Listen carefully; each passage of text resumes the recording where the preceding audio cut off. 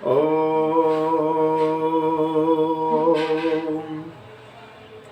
ओम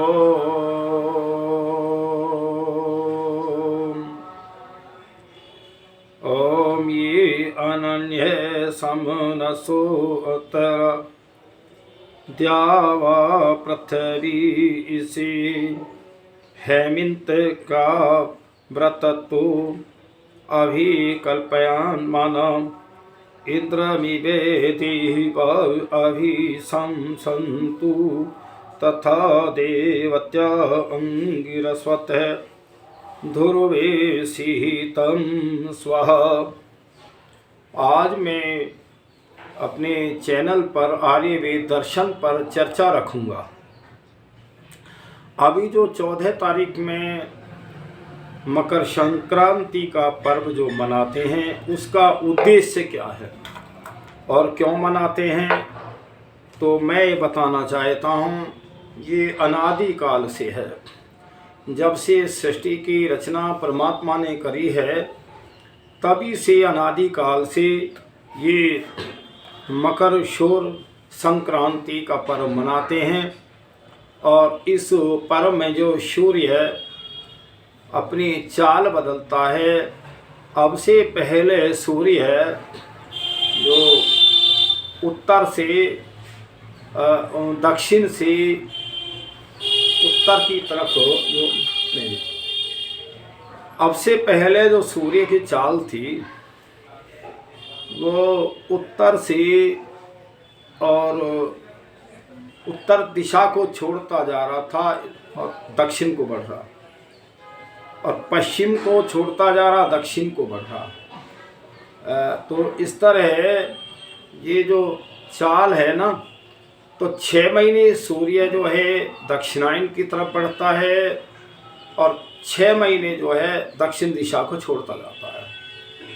इसको हम एक सौर मंडल कहते हैं। और ये अनादि काल से जब से सृष्टि बनी है, सृष्टि को बने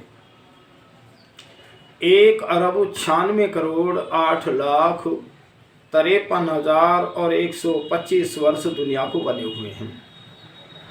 तो इसलिए जब सूर्य पश्चिम को छोड़ता है और उत्तर को छोड़ता है तो दिन बड़ा होता है। तो और जब उत्तर दक्षिण को छोड़कर इधर बढ़ता है तो दिन छोटा। इस प्रकार से ये प्रकृति की चाल है। और इस प्रकृति की चाल में जो हम इस पर्व को मनाते हैं, तो इस पर्व को जितने काल में पृथ्वी सूर्य के चारों ओर परिक्रमा पूरी करती है, क्योंकि सूर्य नहीं घूमता, लगता तो हम ऐसा जो सूर्य घूम रहा है।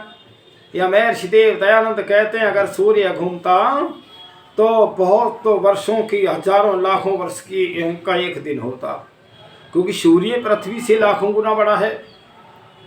तो इसलिए बड़ी चीज छोटी चीज के घूमेगी तो बहुत समय लगेगा। तो इसलिए पृथ्वी ही सूर्य के चारों तो घूमती है, जो वर्ष में एक बार घूमती है, चक्कर लगाती है। उसको एक सौर वर्ष कहते हैं। और कुछ लंबी वर्तालुकार जिस परिधि और गणित की रीति पर पृथ्वी परिभ्रमण करती है उसको क्रांति व्रत कहते हैं। तो देखिए, जो एक सौर वर्ष और क्रांति वर्ष, तो ज्योतिषों के अनुसार, गणित के अनुसार इस क्रांति व्रत के 12 भाग कल्पित किए हैं। और उन 12 भागों के नाम उन स्थानों पर आकाशस्थ नक्षत्र पुंजों से मिलकर बनी हुई कुछ मिलती जुलती आकृति वाले पदार्थों के नाम पर और रख लिए गए हैं। तो देखिए, ये सारे हमारे नक्षत्रों के और पृथ्वी का जो सारा है ईश्वर का विज्ञान है, उनके ये नाम थे। जैसे मेष, वृष, मिथुन, कर्क, सिंह, कन्या, तुला, वृश्चिक, धनु, मकर और कुंभ और मीन। तो देखिए ये हमारे जो नक्षत्र हैं सूर्य की गति के हैं और इनका जो अवधि है ये तो ईश्वरीय विज्ञान था। ये सारा प्रकृति का सारा ज्ञान विज्ञान ईश्वर का है। तो ये उस विज्ञान के ईश्वरीय विज्ञान के नाम थे। लेकिन कुछ मनुष्यों ने और जो जिन्होंने वेदों को नहीं पढ़ा और भाई कहीं नाम रखते हैं, पत्रा देखते हैं और वो सब करते हैं, वो ये समझने नहीं पाते जो ये राशियां हैं ये हमारे नक्षत्रों की और उसकी प्रकृति की हैं। अब जिस प्रकृति में जिस राशि में हमारा नक्षत्र गुजर रहा है, जैसे मेष राशि में, अब उसी राशि में अगर किसी बच्चे का जन्म होता है तो वो कहते हैं इसकी जो राशि है मेष है, और किसी का वृश्चिक में धनु मिथुन सिंह इत्यादि ये राशियाँ जैसे जैसे प्रकृति के वो हमारे वो बदलते हैं विज्ञान का ईश्वरी का, तो वैसे वैसे जब बच्चे का जन्म होता है उसमें तो उसी को उसी की राशि घोषित करते हैं। फिर इतना ही नहीं, उन राशियों को घोषित करने के बाद उनका कर्म फल बताते हैं। तो ये सारी भ्रांतियां हैं, ये भ्रांतियां हैं। वो तो ईश्वरीय ज्ञान विज्ञान का वो है, और यहाँ मनुष्य उसी क्षण में अगर उसमें नक्षत्र में जन्म लेता है तो उसकी राशि बना दी। ये बिल्कुल विज्ञान के विपरीत है और ये वेद के विरुद्ध है। वेद में कहीं ऐसा नहीं आया। तो इसलिए और कुछ लोग ऐसा करते हैं, कुछ करते भी नहीं है। मुस्लिम नहीं मानते, ईसाई नहीं मानते और सिख और सब ये इस राशियों को नहीं मानते। राशि तो रहेंगी, लेकिन जो मनुष्य की उत्पत्ति के रूप में हम इन राशियों को जो उनके नाम पे जो कहते हैं, तो ये भ्रांतियां हैं। देखिए किसी भी राशि का फिर उनका पत्रामी गुणकर्म स्वभाव मिलाते हैं, उनका भविष्य करते हैं। तो ये सारी कल के लिए कोई भी भविष्यवाणी नहीं कर सकता। कल का समय कैसा आएगा और कैसा रहेगा, सुख रहेगा दुख रहेगा। मान लीजिए अब मेरी घड़ी में अब 8:35 हुए हैं और 35 हुए तो 2024 में मैं आज 12 जनवरी और 8:35 पे 1 वर्ष पहले मैं क्या कर रहा हूँ, कोई दुनिया का आदमी बता सकता है? अगर किसी ने लिख के रख लिया तो वो तो अलग बात है कि भाई मैंने उस समय वहाँ था। कोई ये बता देगा मैं कहाँ था, किसके घर था, कौन से देश में, प्रदेश में, किस मुसीबत में, और क्या मैं अच्छाई क्या बुराई में मैं क्या कर रहा था। तुम बीता हुआ समय नहीं बता सकते 1 वर्ष पुराना, तो तुम आगे की भविष्यवाणी कैसे कर सकते हो? ये सारी भ्रांतियाँ हैं। वेद को पढ़ो, वेद को समझो। महर्षि देव दयानंद का बहुत अच्छा ग्रंथ है सत्यार्थ प्रकाश संस्कार विधि नाम रखने की विधि है। उसमें बहुत सारे अच्छे अच्छे ग्रंथ हमारे ऋषि मुनियों ने दिए हैं। लेकिन इस ढोंग पाखंड ने इतना ही नहीं, महाभारत काल के बाद से मूर्ति पूजा चली और अंधविश्वास के कारण हम गुलाम हो गए और कोई कारण नहीं रहा। क्षत्रिय विहीन हो गया, क्षत्रिय अपने कायरता में आ गया, और जो ब्राह्मण था वेद पढ़े नहीं और बड़ी बड़ी जो है वो कथाएं कह रहा है। ये हमारा कारण रहा है।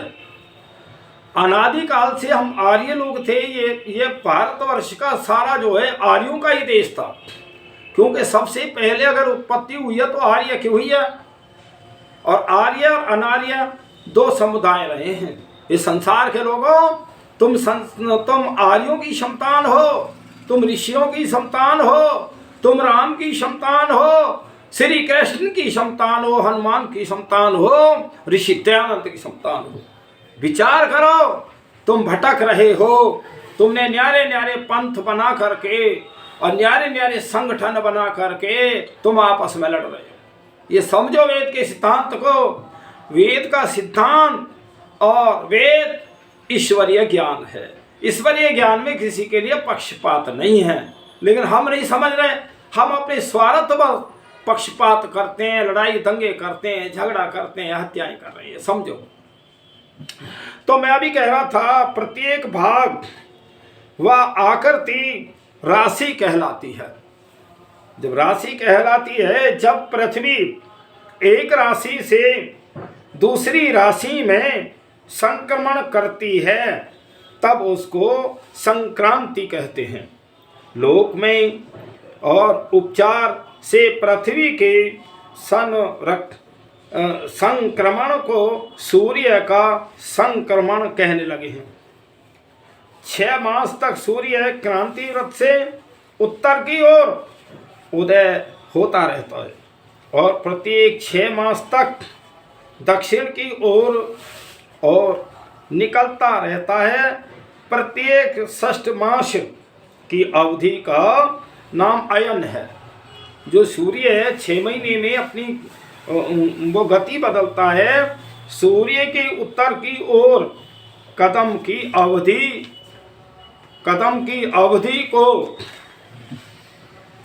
उत्तरायण और दक्षिण की ओर उदय की अवधि को दक्षिणायन कहते हैं। तो उत्तरायण काल में सूर्य उत्तर की ओर से उदय होता हुआ दिखता है। उसमें दिन बढ़ता जाता है और रात्रि घटती जाती है। जो ये अब से पहले अब तक चला, तो दक्षिणायन में सूर्य उदय दक्षिण की ओर दृष्टि गोचर होता है और उसमें रात्रि बढ़ती जाती है और दिन घटता जाता है। सूर्य की मकर राशि की संक्रांति के उत्तरायण और कर्क संक्रांति से दक्षिणायन प्रारंभ होता है। तो देखिए यहाँ कौन सी उसमें जो हमारी वो राशियाँ हैं, वो सूर्य जो है अब कर्क राशि से जो है वो उदय हो रहा है। तो ठीक यद्यपि इस समय उत्तरायण वर्तमान ठीक मकर संक्रांति पर नहीं होता, तो देखिए, तो ये तो हमारे जो प्राचीन जो हमारी वो थी ना गणना दिनों की, उस प्राचीन गणना के ऊपर है। तारीखें और आगे पीछे भी होती रहती हैं। अब जैसे ये पूस का महीना है, पूस के बाद महा, फागुन, चैत, बैसाख, तो हमारा जो वो महीना शुरू होता है पूर्णमासी हो गई। फिर आगे पड़वा, देव, तीज जो चलती है, इस प्रकार 15 दिन फिर वो अमावस्या आ गई। अमावस्या का मतलब आधा मास, पूर्णमासी का मतलब पूरा मास। ये हमारी प्राचीन वैदिक संस्कृति ईश्वरीय वेद का ज्ञान था और आज हम इस ज्ञान को भूल गए। आज तो जनवरी फरवरी याद रह गई, तो जिनकी कोई गणना सही नहीं बैठती है। एक महीना 31 का, एक महीना 30 का और एक महीना 29 का। तो इसलिए ये हम जो है ये वेदों के ज्ञान से विपरीत ज्ञान है। इसलिए विचार करो दुनिया वालों। तो मकर संक्रांति के अवसर पर शीत अपने यौवन पर होता है और जंगल, वन, पर्वत सर्वत्र शीत का आंतक छा रहा है। चराचर जगत शीतराज लोहा मान रहा है और जाड़े के वजह से हमारे जो सूर्य की किसी कवि की यह उक्ति दोनों ओर आजकल ही पूर्ण रूप से चरितार्थ होती है। दिन की अब तक यह अवस्था थी कि सूर्यदेव उदय होते ही और अस्ताचल के गमन की तैयारियां आरंभ कर देते थे, क्योंकि दिन छोटे होते थे और रात्रि सुषमा राक्षसी के समान होती थी। तो इसलिए समान अपनी देही बढ़ाती चली गई और अंत में की उसका भी अंत हो गया। मतलब अंत का मतलब यह है, अब रात्रि छोटी होने लगेंगी, दिन बढ़ने लगेगा। तो फिर वैदिक ग्रंथों में उसको देवयान कहा जाता है और ज्ञानी लोग स्वयं शरीर त्याग तक की अभिलाषा इसी उत्तरायण में रखते थे। इस उत्तरायण काल को अच्छा समय माना है। और इसी देखिए बताते हैं कि भीष्म पितामह बाणों की शैया, सैकड़ों बाण आर पार हैं और बाणों की शैया पे पड़े प्रतीक्षा कर रहे हैं कि जब सूर्य में उत्तरायण में सूर्य आएगा तब मैं प्राण छोड़ूंगा। तो इस प्रकार महाभारत में तो उसमें 58 दिन भीष्म पितामह बाणों की शैया पर रहे। वैसे तो देखो ये अलग है कि हम मौसम के हिसाब से उसके हिसाब से अच्छा मानते हैं, लेकिन ये सोचें कि भाई आजकल जो उत्तरायणी सूर्य में लोग प्राण त्यागेंगे वो मोक्ष के जाएं, ऐसा तो संभव नहीं है। क्योंकि ये तो परमात्मा का, ये तो सृष्टि नियम परमात्मा का है और उसका न्याय नियम अलग है। तो इसलिए वैसे स्वर्ग और नरक जो भी जाएगा वो तो जीवात्मा अपने कर्मों से जाएगा, लेकिन मौसम के हिसाब से ऋतु के अनुसार जो है उत्तरायण अच्छा है। फिर आया है विचार अनुसार समय त्याग दे उनकी आत्मा सूर्य लोक में होकर और प्रकाश मार्ग से प्रयाण करेगी। आजीवन ब्रह्मचारी भीष्म पितामह ने इसी उत्तरायण की और आगमन तक सरसैया पर शयन करते हुए प्राणोत्क्रमण की प्रतीक्षा थी। ऐसा प्रशस्त समय किसी पर्वता पर बनने से कैसे वंचित रह सकता है। आर्य जाति के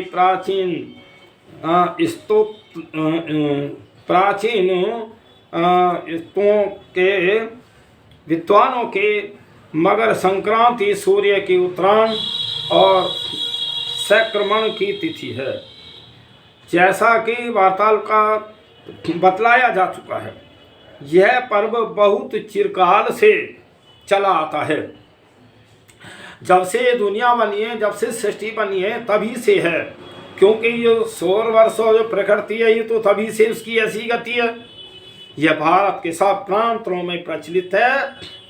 उसको एक देशी न कहकर सर्वदेशी कहना चाहिए। सब प्रांतों में इसके मनाने की परिपाटी में भी समझना समानता आती है। अगर सारे विश्व के लोग मकर संक्रांति को मनाने लगे तो काफ़ी हमारे झगड़े ही समाप्त हो जाएंगे। जो मतमतांतर के झगड़े हैं, अलग अलग हमने धर्मों के वो बना रखे हैं, वो सब समाप्त हो जाएंगे। सारी दुनिया के लोग एकत्र हो जाएंगे, एक विचार में आ जाएंगे। वैदिक शास्त्र में शीत की और प्रतिकार तिल, तेल, तूल, रुई बतलाए हैं और इसमें तिल सबसे मुख्य है। देखिए परमपिता परमात्मा ने सृष्टि की रचना कैसी की है कि अब सर्दी पड़ रही है तो तिल गरम है, तिल खूब खाओ, मूंगफली खाओ, गरम गरम चीज़ें खाओ तो सर्दी भी ना लगेगी, आपका स्वास्थ्य भी बढ़िया रहेगा। तो इसलिए पुराणों में इस पर्व की सब कृतों में तिलों के प्रयोग का विशेष महात्म्य गाया है और उनको पापनाशक कहा गया है। किसी पुराण का निम्नलिखित वचन प्रविष्ट है। तो इसमें हम ये जो पर्व है हमारा, ये दान का पर्व है। हम गरीबों को, बेसहारों को हम कपड़े, कंबल इत्यादि दान करें, कुछ तिल दान करें, यज्ञ हवन करें, घरों में हम हवन भी करें। तो ये पर्व हमें यही प्रेरणा देता है। ये हमें ज़्यादातर तो ये प्रेरणा हमें जो पर्व है दान के लिए कहता है। हमें दान करने की प्रवृत्ति होनी चाहिए, दान भी हमें अवश्य करना चाहिए। जो मकर संक्रांति के दिन भारत के सब प्रांतों में तिल और गुड़ और या खांड के लड्डू बनाकर जिनको तिलवे कहते हैं दान किए जाते हैं और इष्ट मित्रों में बांटे जाते हैं। महाराष्ट्र प्रांत में इस दिन तिलों का तिलगुल नामक हलवा बांटते हैं और सौभाग्यवती स्त्रियां तथा कन्याएं अपनी सखी सहेलियों से मिलकर और उनको हल्दी, रोली, तिल और गुड़ भेंट करती हैं। प्राचीन लीक लोग भी वधू वर की क्षमतान वृद्धि के निमित्त तिलों का पकवान बांटते हैं। जो नई नई शादियां होती हैं वो भी जो है दान करते हैं कि हमारे घर में उत्तम क्षमताएं आए। और इससे ज्ञात होता है कि तिलों का प्रयोग प्राचीन काल में विशेष गुणकारक माना जाता है। प्राचीन रोमन लोगों में मकर संक्रांति के दिन अंजीर, खजूर, शहद आदि इष्ट मित्रों को भेंट देने की और रीति थी। यह मकर संक्रांति पर्व का सर्वाधिक और अधिकता है। तो देखिए, ये मकर संक्रांति का जो पर्व है ये परमपिता परमात्मा का विज्ञान का सारा वर्णन है। उसका विज्ञान कैसे चल रहा है, सृष्टि का वो कैसे संचालन कर रहा है और कैसे सूर्य अपनी वो गति में आता है, प्रकृति उसका चक्कर लगाती है। तो ये सारा पर्व जो है ये मकर संक्रांति का पर्व है। मकर संक्रांति पर्व पर और दीनों को शीत निवारणार्थ कंबल और घृत दान करने की प्रथा सनातनियों में प्रवृत्ति थी। देखिए, सनातनी शब्द का लोग अब अंदाजा उल्टा लगाते हैं अर्थ। सनातनी कहते हैं जो सदा से प्रथाएं चली आई हैं, जब से दुनिया बनी है तब से ये प्रथाएं चली हैं। सनातनी का मतलब सदा से जो ज्ञान है वो वेद का ज्ञान है। इसलिए असली सनातनी तो आर्य लोग ही हैं, जो प्राचीन से आज तक सारी संस्कृति का और वो ठीक ठीक जो है नियमों का पालन करते हैं। तो इसलिए और घृत को भी वेदक में ओज और तेज बढ़ाने वाला तथा अग्नि दीपक कहा गया है। आर्य पर्वों प्रदान जो धर्म का एक स्कंद है अवश्य में भी कर्तव्य है। देखिए, सबसे इस जीवन में जो तुम धन कमाते हो, धन की तो तीन ही गति हैं, दान, भोग और नाश। अति उत्तम गति तो धन की दान है, फिर अपने कार्य में ले लो। और जो ऐसे इकट्ठा करते रहें तो वो कभी कभी पतन में चला जाता है, नाश में चला जाता है, या अगली पीढ़ी बिगाड़ देती है। संतान जो है आजकल इतने बढ़िया नहीं हो रहे क्योंकि संस्कार दिए ही नहीं जा रहे। आजकल कॉलेजों में, कहीं विद्यालयों में शिक्षा ही नहीं है। जो वेद की शिक्षा थी, गुरुकुलों की शिक्षा थी, इसलिए सारा विश्व के अंदर शांति है। अगर सारे लोग वेद की शिक्षा को मान जाएं और गुरुकुलों की शिक्षा को प्राप्त कर लें तो विश्व के अंदर शांति आएगी, ताले भी नहीं लगेंगे घरों में। जब मैं ये जान जाऊं कि परमात्मा कण कण में व्यापक है और मुझे देख रहा है, मेरे कर्मों को जान रहा है, तो मैं किसी की वस्तु क्यों उठाऊं? फिर ताले की क्या आवश्यकता रही? तो इसलिए फिर कहते हैं, हे अर्जुन, दरिद्रों का पालन करो, धनिकों को धन मत दो। और इन श्रीमद् भागवत गीता के वचनों के अनुसार इस प्रबल शीत काल में मकर संक्रांति के पहले दिन लोहड़ी का त्यौहार मनाते हैं। भाई, श्रद्धा लोग जो लोहड़ी कहते हैं, जो कल 13 तारीख को मनाई जाएगी, वो भी है इसी का प्रतीक है। मकर संक्रांति का नाम चाहे कुछ भी रख लो, लेकिन कार्य और उसकी जो मान्यताएं हैं वो तो वैसी ही हैं, तो फिर अंतर कहीं नहीं है। इसीलिए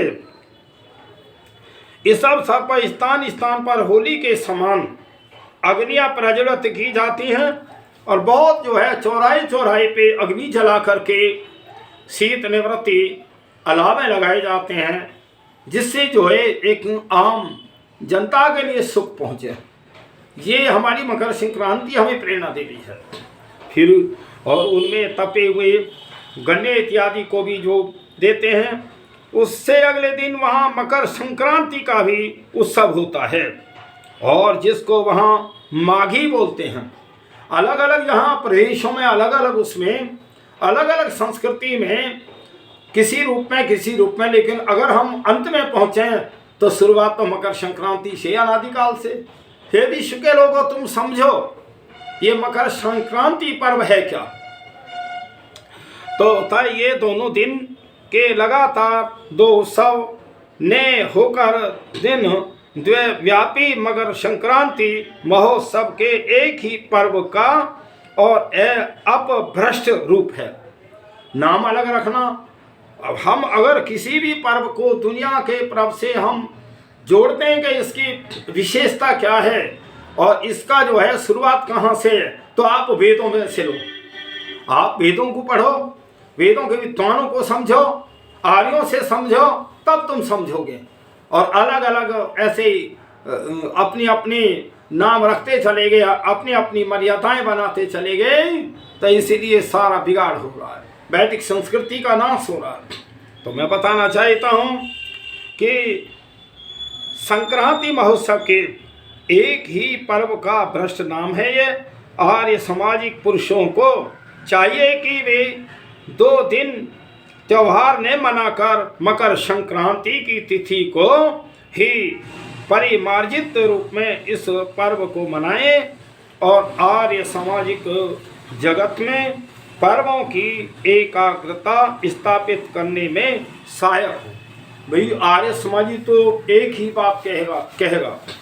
देखिए अंतर कहाँ आ रहा है। मान लीजिए मैं गौतम बुद्ध नगर में हूँ और गौतम बुद्ध नगर से बोल रहा हूँ, मैं एक प्रश्न का जो वो है उत्तर में चाहता हूँ, एक प्रश्न करता हूँ। जो मेरे ये नगर सूरजपुर है, इसमें मैं अलग अलग लोगों से पूछता हूँ कि भाई मेरे प्रश्न का उत्तर दे दो। 100 लोगों को अगर आप प्रश्न का उत्तर प्रश्न करेंगे तो 100 प्रकार के उत्तर आएंगे। हे दुनिया वालों, मैं बताना चाहता हूँ, आप आर्य समाजी को एक प्रश्न का उत्तर, सारे विश्व की बात कह रहा हूँ, मैं अपने एक नगर की बात नहीं कह रहा, मैं सारे विश्व की बात कह रहा हूँ। चाहे कोई भारत में है, चीन में, जापान में और कहीं भी हो, और एक प्रश्न का उत्तर आर्य समाज के सब देशों में जो आर्य रह रहा है और उसे प्रश्न करो, एक ही उत्तर निकल के आएगा। ये सारे न्यारे न्यारे उत्तर, न्यारे न्यारे देवता, न्यारे न्यारे पूजा पाठ और न्यारे न्यारे ईश्वर की आराधना उपासना में इसने मानव जाति को जो भटका रखा है, ये समझ लो। पहले अगर तुम एकता में आना चाहते हो तो तुम आर्यों की संतान थे। जब सृष्टि की रचना हुई परमात्मा ने, तो आर्य और अनार्य, आर्य कहते हैं जो वेदों के विद्वान हैं, सुबह शाम संध्या करते हैं, यज्ञ करते हैं और सत्य बोलते हैं, झूठ नहीं बोलते, मांस नहीं खाते, अंडा नहीं खाते और कोई और गलत कार्य नहीं करते, वे आर्य हैं। अब अनार्य कौन है? जो रात दिन चोरी डकैती हत्याएं करना, अंडे मांस खाना, शराब पीना, इन अनार्य कह लो। अनार्य कह लो चाहे ना मूर्ख कह लो। ये दुनिया वालों, दुनिया में शांति चाहते हो तो जो आर्य श्रेष्ठ लोग हो, तुम एक संगठन बनाओ और जो अनार्य हैं उनको जो उनमें सुधार की प्रेरणा दो। तो इसलिए विश्व के अंदर शांति हो जाएगी। हमारे पर्व बहुत अच्छे पर्व हैं, प्राचीन पर्व आर्य पर्व हैं। तो मैं तो कहता हूँ सारे विश्व को मकर संक्रांति का पर्व मनाना चाहिए। ये देखिए कोई अलग पूजा पाठ पद्धति नहीं है, ना कोई अलग धर्म मजहब में आता। ये तो जो ईश्वर का विज्ञान है, मैं उसकी बात कह रहा हूँ। उसने ये सारी संसार की जो रचना की है, नक्षत्रों की रचना की है, उसका वर्णन है। उसमें तो सभी लोग लाभ उठाते हैं प्रकृति से। इसलिए विचार करो, मकर संक्रांति के दिन सामान्य पर्व पद्धति में प्रदर्शित विधान अनुसार गृह को हम घर की शुद्धि सफाई करें और फिर उसमें हवन करें। ये हमारा पर्व का वो है। तो इसलिए सभी को ऐसा मनाना चाहिए।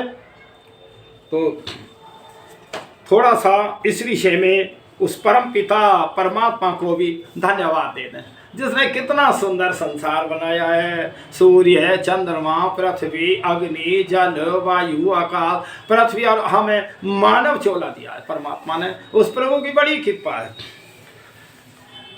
नमस्कार भगवान तुम्हें भक्तों का बारंबार हो।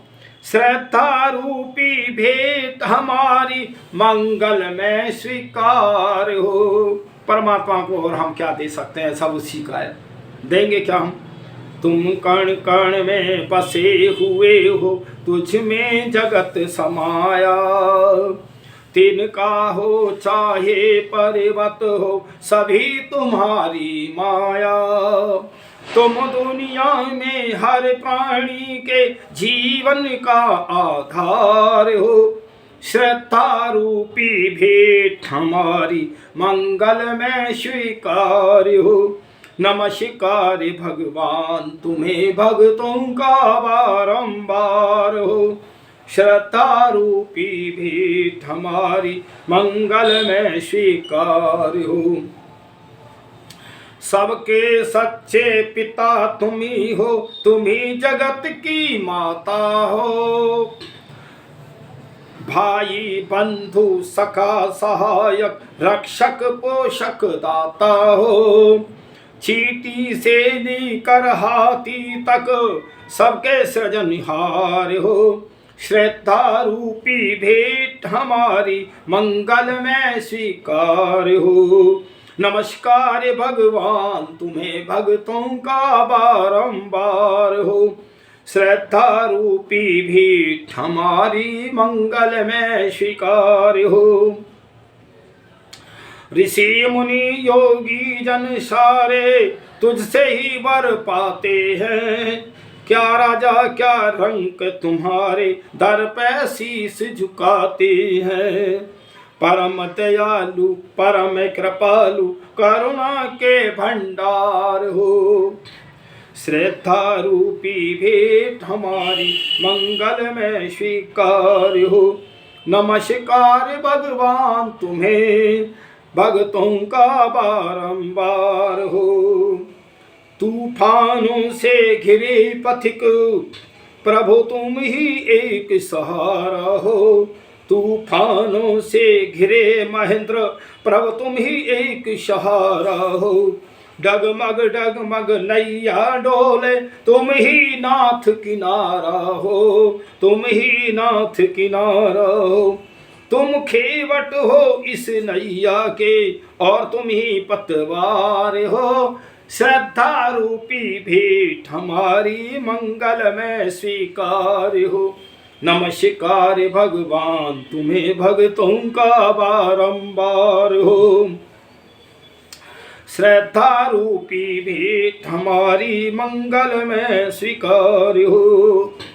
देखिए ये जो सारा ज्ञान का भंडार विज्ञान का भंडार वो परम पिता परमात्मा ही है, उसी से मांगा करो, वही देने वाला है। हे ज्ञानवान भगवन हमको भी ज्ञान दे दो। करुणा के चार छींटे करुणा निधान दे दो। सुलझा सके हम अपने जीवन की उलझनों को। प्रचारितांबरा सी बुद्धि का दान दे दो। हे ज्ञानवान भगवन हमको भी ज्ञान दे दो। करुणा के चार छींटे करुणा निधान दे दो। यहाँ चार छींटे जो शब्द आया है वो वेदों को आया है। चार वेदों का प्रभु हमें तुम ज्ञान दे दो, वह हमारी जो समस्याएं वो सुलझ जाएंगी। अपनी मदद हमेशा खुद आप कर सकें हम, और इन बाजुओं में शक्ति है शक्तिमान दे दो। ओ हे ज्ञानवान भगवन हमको भी ज्ञान दे दो। करुणा के चार छींटे करुणा निधान दे दो। उपकार भावना से निर्भीक सत्यवाणी मीठे ही शब्द बोले ऐसी जवान दे दो। हे ज्ञानवान भगवन हमको भी ज्ञान दे दो। करुणा के चार छींटे करुणा निधान दे दो। दाता तुम्हारे घर में किस चीज की कमी है। चाहो तो निर्धनों को दौलत की खान दे दो। हे ज्ञानवान भगवन हमको भी ज्ञान दे दो। करुणा की 4 छींटे करुणा निधान दे दो। तुम देवता हो सबकी बिगड़ी बनाने वाले। जीवन सफल बने जो थोड़ा सा ध्यान दे दो। हे ज्ञानवान भगवन हमको भी ज्ञान दे दो। करुणा के 4 छींटे करुणा निधान दे दो। डर है पथिक तुम्हारा रास्ता न भूल जाए। डर है महेंद्र तुम्हारा रास्ता न भूल जाए। भक्तों की मंडली में हमको भी स्थान दे दो। हे ज्ञानवान भगवन हमको भी ज्ञान दे दो। करुणा की 4 छींटे करुणा निधान दे दो। देखिए उस परम पिता परमात्मा ने कितना सुंदर संसार बनाया है और कैसी ऋतुएं बनाई हैं। भाई भारतवर्ष में 3 ऋतु हैं, एक गर्मी, सर्दी और बरसात। बहुत अच्छी ऋतु है, 4-4 महीने की। तो उसने कितना सुंदर दुनिया बनाई है। एक भजन इसी पे होगा। दुनिया बनाने वाला दुनिया मिटाने वाला सबका है दाता भगवान। माने न माने इंसान। दुनिया बनाने वाला दुनिया मिटाने वाला सबका है दाता भगवान। माने न माने इंसान। रंग रंग की फूल खिलाए सूरज और चांद बनाए। सागर धरती व आसमान माने न माने इंसान। आँखें ने हाथ उसके ने कोई आकार देखो। ने ही औजार कोई ने कोई आधार देखो। फिर भी वह रचना उसकी अद्भुत संसार देखो। पतझड़ दिखाने वाला बादल बरसाने वाला सबका है दाता भगवान। माने न माने इंसान। सारी सृष्टि का संचालन हो रहा है। बारिश हो रही है, गर्मी सर्दी सब कुछ है और कहीं दिखाई नहीं दे रहा। बड़े कमाल की बात है। गर्भ में माँ के पेट में बच्चा है, रचना हो रही है। माँ को ये नहीं पता लड़का है लड़की है, न पिता को पता है और वो अपंग है या स्वस्थ है या कैसा है। वहाँ भी रचना परमात्मा की काम कर रही है। इसी से वो बच्चा जो है माँ के गर्भ में बड़ा हुआ है।